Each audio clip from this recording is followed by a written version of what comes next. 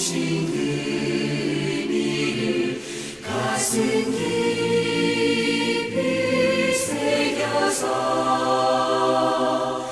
영원토록 그의 길을 따르며 말씀 전하리. 할렐루야. 오늘도 고난주간 새벽 기도회를 맞이하여 영상으로 주님 앞에 나와 예배 드리시는 여러분들 주님의 이름으로 환영하고 축복합니다. 오늘도 찬송과 또 기도와 또 보다 나은 의의 그런 말씀을 통하여서 주님의 은혜를 누리시고 또 그 말씀 앞에 결단하며 나아가는 복된 시간 되시기를 간절히 원합니다. 이제 다 함께 찬송 251장 부르시며 고난주간 새벽 기도회 셋째 날 예배를 주님 앞에 드리겠습니다.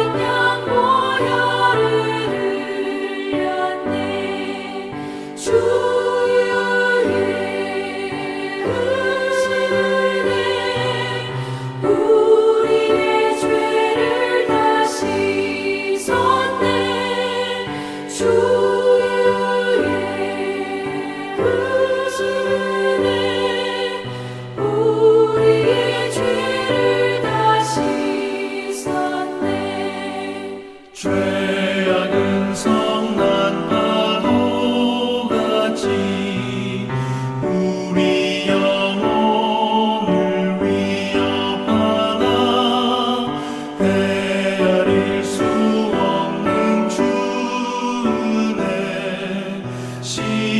십자가에서 보이셨네.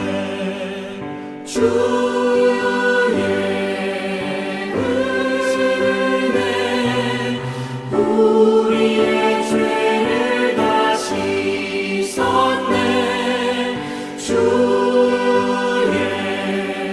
은혜 우리의 죄를 다 씻었네.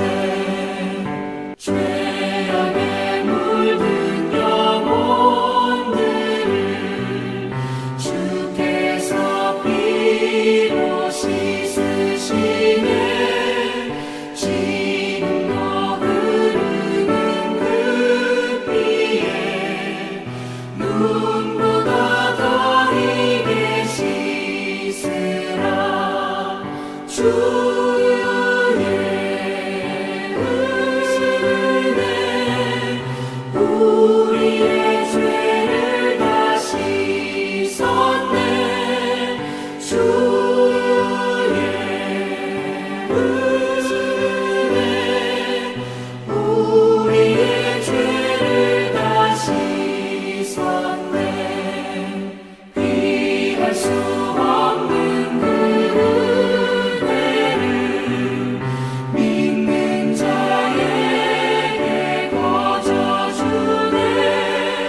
형제여 주 앞에 나와서 더 지체 말고 복 받으라. 주의 은혜 우리의 죄를 다 씻었네. 주의 은혜 우리의 죄를 다 씻었네.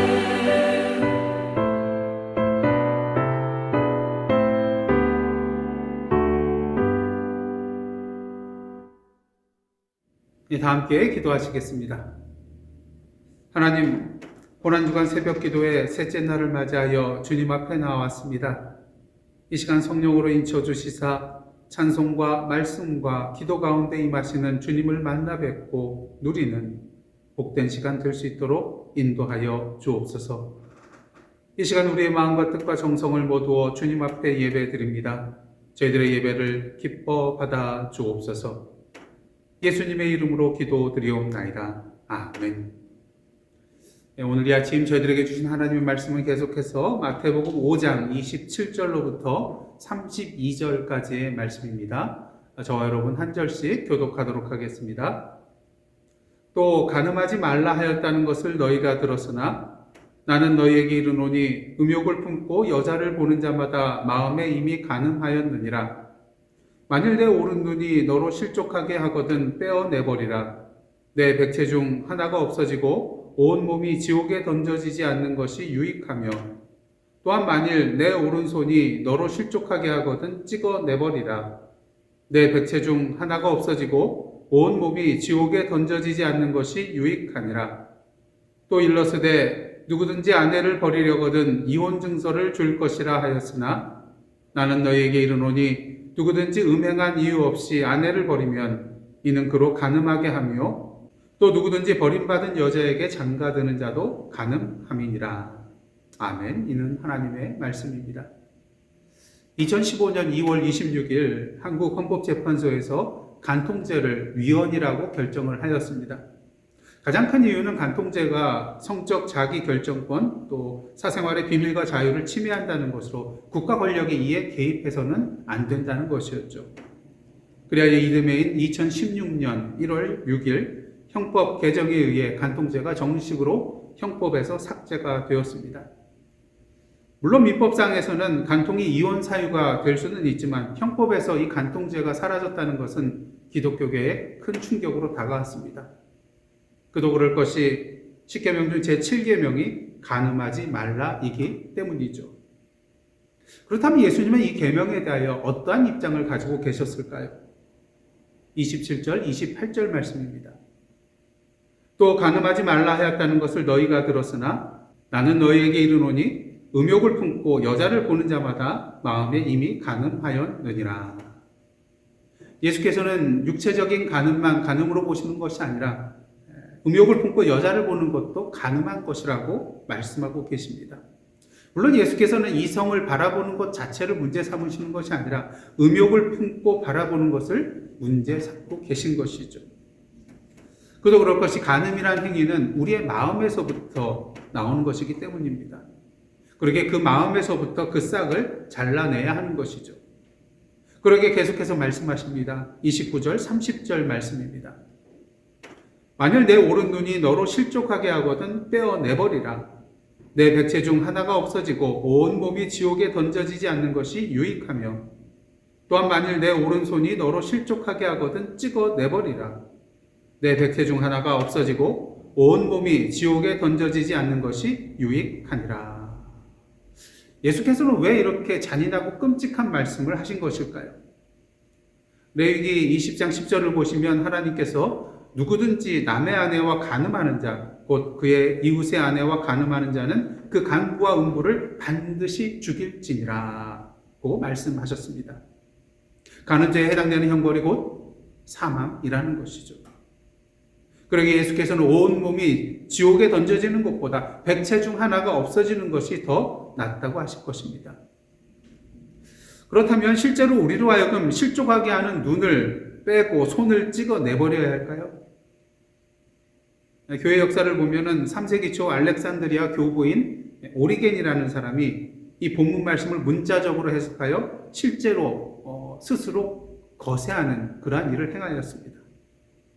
하지만 예수께서 말씀하신 바는 실제로 눈을 빼거나 손을 찍으라는 말씀이 아니었습니다. 만약 그렇게 한다면 하나님이 우리에게 주신 우리의 신체를 손상하는 죄를 범하는 것이기 때문이죠. 그러게 주 325년 니케아 공의회에서 종교회의에서는 오늘 본문을 문자적으로 행하는 것을 금했다고 합니다. 그렇다면 우리는 오늘 본문의 예수님의 말씀을 어떻게 이해해야 할까요? 보통 유대인에게 있어서 중요하고 소중한 것을 나타내고자 할 때 오른쪽이란 표현을 쓰게 됩니다. 그런 의미에서 예수께서 오른 눈을 빼어내고 오른손을 찍어내버리라 하신 것은 우리가 아끼고 소중히 여기는 것이라 할지라도 우리를 죄의 구렁텅이 속으로 몰아넣도록 유혹하는 요소는 우리의 신앙생활 속에서 과감하게 단절해야 함을 말씀하신 것입니다. 다시 말해서 이러한 일을 하는 데 있어서 단호한 결단이 필요하다는 것이죠. 오늘날 세상 문화를 보시기를 바랍니다. 우리를 유혹하는 퇴폐적이고 자극적인 것들이 너무나도 많이 있습니다. 보지 않으려고 해도 볼 수밖에 없고요. 들으려 하지 않아도 들을 수밖에 없는 그러한 세상입니다. 그렇다면 이러한 속세에서 벗어나 저 멀리 있는 숲속에 있는 수도원에 들어가서 살아야 하는 것일까요? 그건 아닙니다. 오히려 그러한 유혹들을 이겨낼 수 있는 영적인 힘을 우리가 길러 나가야 하는 것입니다. 그러게 우리는 오늘도 말씀과 기도와 찬송의 삶을 살아야 하며 무엇보다도 말씀으로 무장을 해야 합니다.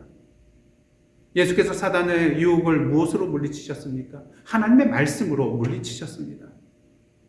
또한 에베소서 6장을 보시면 마귀의 관계를 능히 대적하기 위하여 우리가 하나님의 전신갑주를 취해야 되는데 그 중에 공공용 무기가 한 가지 있습니다. 그것이 무엇인가요? 바로 말씀의 검, 성령의 검인 것입니다. 바라기는 오늘도 성령 충만한 가운데 말씀과 기도와 찬송의 삶으로 세상과 사단의 유혹을 이겨내시는 저와 여러분의 복된 삶 되시기를 원합니다. 이어서 예수께서는 이제 세 번째 반제의 말씀을 해주시는데요. 이혼에 관한 그런 말씀이라고 할 수가 있겠습니다. 신명기 24장 1절을 보시면 모세가 이스라엘 백성에게 다음과 같은 말을 하고 있습니다. 사람이 아내를 맞이하여 데려온 후에 그에게 수치되는 일이 있음을 발견하고 그를 기뻐하지 아니하면 이혼 증서를 써서 그의 손에 주고 그를 자기 집에서 내보낼 것이요. 어떠한 때에 이혼을 할 수 있습니까? 수치되는 일이 있음을 발견할 때입니다. 그렇다면 수치되는 일은 무엇을 의미할까요? 이에 대한 해석은 크게 두 가지로 나누게 됩니다. 예수님 당시 유대 율법 문제를 다루는 데에 두 학파가 있었는데 하나는 샴마이 학파고 또 하나는 힐렐 학파였습니다. 샴마이 학파에서는 이 수치되는 일에 대해서 음란한 행위, 즉 간음이라고 해석을 하였습니다. 반면 힐렐 학파에서는 이 수치되는 일을 폭넓게 해석을 하였는데요. 문제는 너무나도 그 폭이 넓다는 것입니다. 예를 들어서 여자가 남자의 음식에 소금을 너무 많이 넣어서 식사할 동안 불쾌하게 만들었다든가, 또 여자가 자기 머리를 가리지 않고 공중 앞에 나아갔다든가, 아내가 거리에서 다른 남자와 대화를 나눴다든가, 너무 수다스럽다든가, 남편 앞에서 시부모님에 대하여 무례하게 말하였다든가, 또 아내가 까다롭거나 또 다투기를 좋아한다거나, 또 여자의 목소리가 너무나도 커서 옆집까지 들릴 정도로 소리 지르는 경우, 이런 모든 경우를 수치되는 일로 여겼다고 합니다. 자, 그렇다면 가부장적인 유대 사회 안에서 어느 학파의 해석이 더 인기가 있었을까요?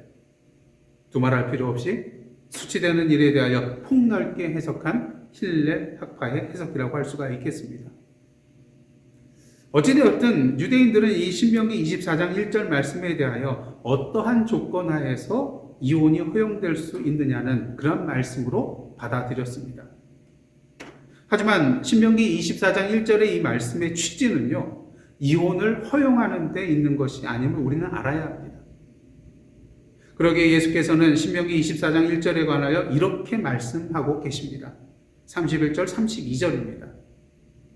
또 일렀으되 누구든지 아내를 버리려거든 이혼 증서를 줄 것이라 하였으나 나는 너희에게 이르노니 누구든지 음행한 이유 없이 아내를 버리면 이는 그로 간음하게 하며 또 누구든지 버림받은 여자에게 장가드는 자도 간음함이니라. 사실 오늘 본문의 말씀만 가지고 예수님의 의도를 정확하게 파악하기는 힘듭니다. 하지만 동일한 주제를 또 내용을 다루고 있는 마태복음 19장 3절로부터 9절의 이야기를 보면요, 예수께서 말씀하시고자 하는 것이 무엇인지 분명히 알 수 있게 됩니다. 마태복음 19장을 보시면요, 바리새인들이 예수께 나와 시험하여 사람이 어떤 이유가 있으면 그 아내를 버리는 것이 옳습니까? 이러한 질문을 합니다. 이에 예수께서 대답하십니다. 마태복음 19장 4절로부터 6절입니다. 예수께서 대답하여 이르시되 사람을 지으신 이가 본래 그들을 남자와 여자로 지으시고 말씀하시기를 그러므로 사람이 그 부모를 떠나서 아내에게 합하여 그 둘이 한 몸이 될지니라 하신 것을 읽지 못하였느냐.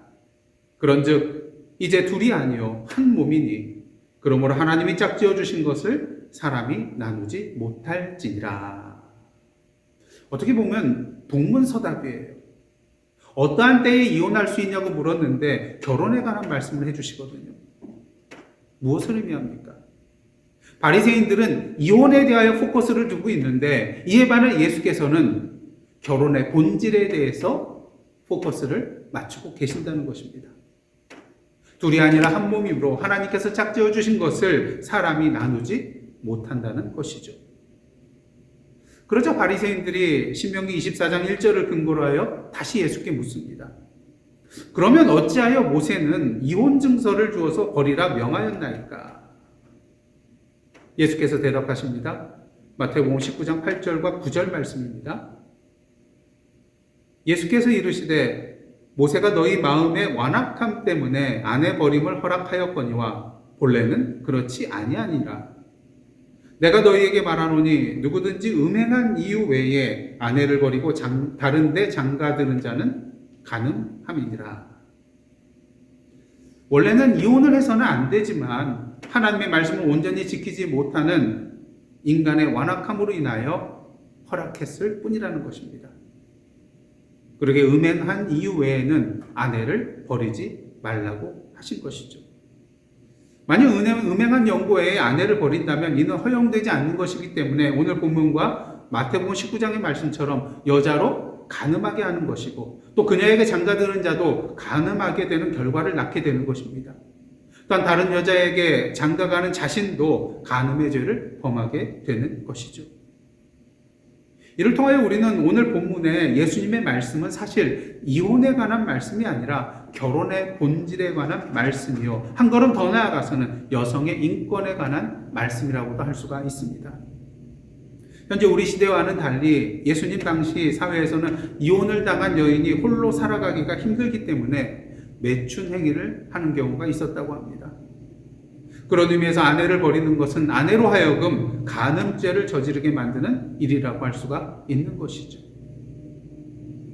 오늘도 많은 사람들이 오늘 본문의 예수님의 말씀을 이혼에 관한 말씀으로 여기며 이혼을 해도 되는지, 해도 되면 어떤 경우에 해도 되는지에 대하여 포커스를 맞춥니다. 하지만 오늘 본문에서 예수님께서 말씀하시고자 하는 것은 이혼이 아니라 결혼에 관한 것입니다. 하나님께서 제정하여 주신 그 결혼을 신성하게 여기고 결혼에 대하여 배우자에 대하여 가볍게 여기지 말라는 것이죠. 배우자를 진심으로 사랑하고 배우자의 인격과 권리를 존중하라는 것입니다. 그런 의미에서 예수님의 말씀은 이혼을 하라는 말씀이 아니라 신성한 결혼 관계를 잘 유지하라는 말씀이라고 할 수 있을 것입니다. 오늘 저희들은 간음하지 말라는 그런 말씀과 이혼에 관한 그런 말씀을 나누었습니다.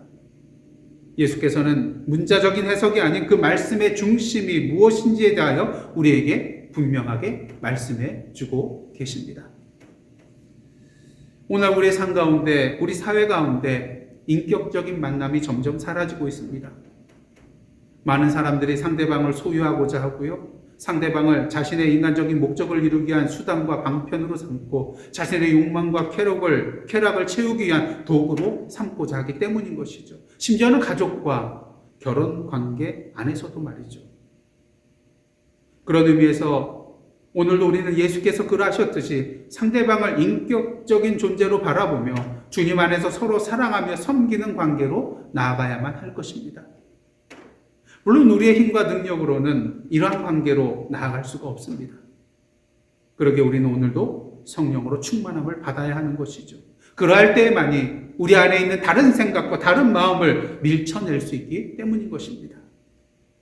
바라기는 오늘도 자신의 배우자, 가족뿐만 아니라 주위의 사람들을 인격적으로 만나고 성령의 충만함과 인도하신 가운데 그들과 참된 사랑의 관계를 맺고 누리시는 저와 여러분의 복된 삶이 되시기를 주님의 이름으로 축원합니다.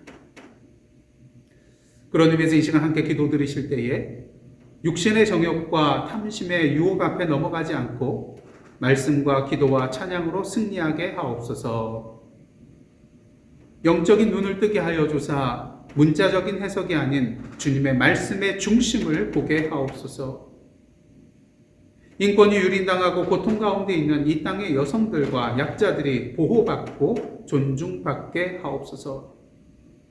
성령의 인도하신 가운데 서로 인격적으로 만나며 주님의 사랑으로 서로 섬기는 자 되게 하옵소서.